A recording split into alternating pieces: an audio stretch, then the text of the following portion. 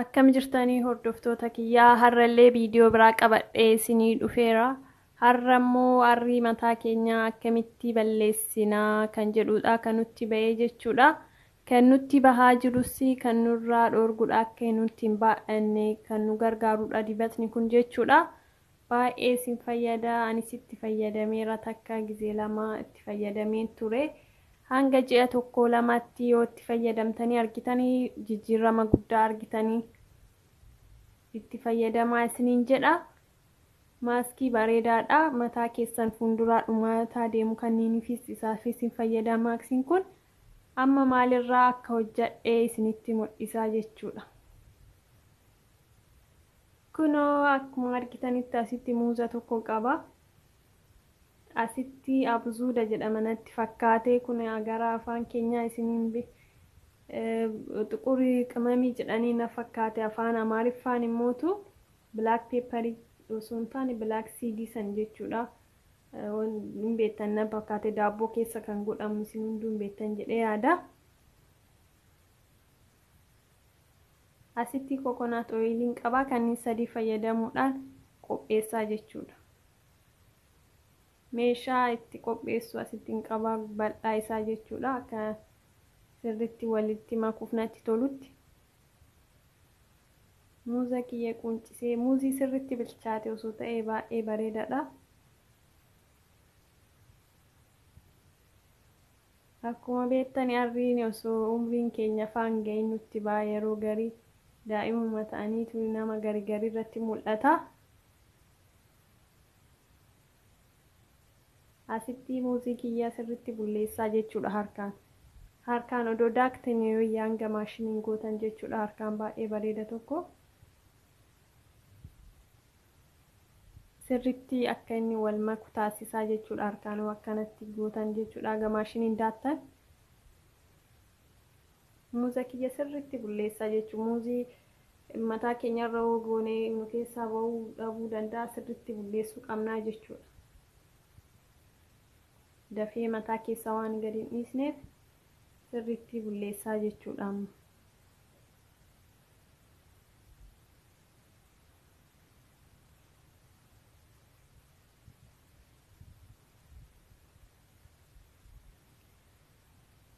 Akkuma argitan sirriitti bulleessaa jira.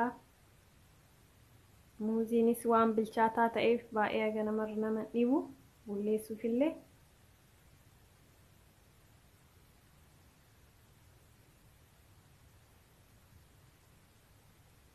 Kanatti bulleessee jira amma qimama kiyyatti godhadha jechuudha. Qimama jedheeni dhiifama abzuuda kiyyatti godhadha asitti maankaa lamatti godheera akkuma argitan. Yaa qimamima jechuun ni dandeessanii waan daabboo maamatti buusamuuf. Asitti illee coconut oilii maankaa lamatti buusa jechuudha. Isinii Organikii odoo fayyadamtanii sirriitti isin hojjetaa jechuudha. Ani organika fayyadamee lachuu.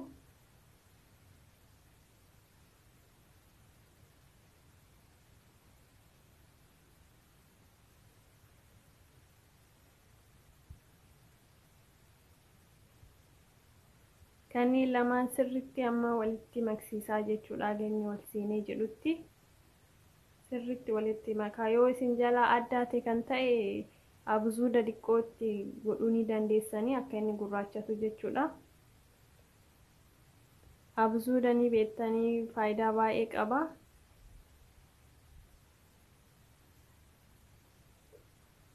Zayitii isaallee baay'ee shaggaadha mataa keenyaaf illee mataa buqqa'u kanniinaaf abzuudni kun zayitiin isaa baay'ee bareeda inni.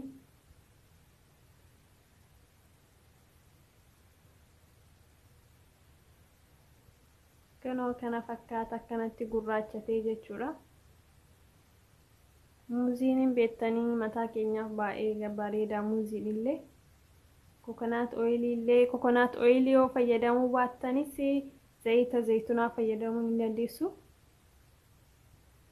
Kana fakkaata egaa akkanatti ta'een booda sa'aatii tokkoof maree feestaaliin akkanatti gubbaa isaa gaccufeetiin sa'a tokkoof kaa'a jechuudha.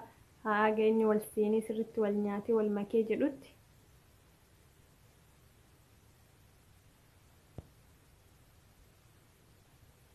akkana godhee haga sa'a tokko teessisaa jechuudha. Sa'a tokkoon booda laal kana fakkaata gurraachatee halluu isaas geeddaree gurraachatee kana fakkaataan gurraacha ta'uu sa'a tokkoon booda ture jechuudha. Kana fakkaata.